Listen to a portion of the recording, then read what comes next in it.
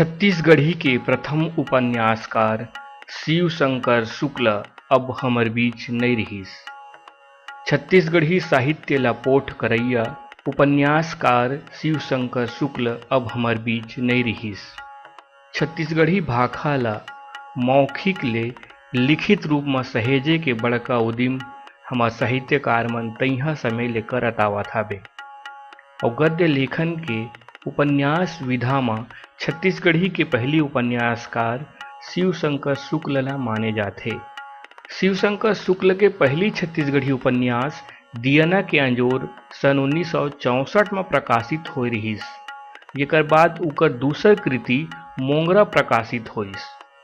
दियना के अंजोर उपन्यास के भूमिका महान साहित्यकार सरस्वती पत्रिका के संपादक रहे पदुमलाल पुन्नालाल बख्शी जी मन लिखे रहिन और छत्तीसगढ़ के मूर्धन्य साहित्यकार हरि ठाकुर जी मन उकर गजब बड़ाई करे रहिन।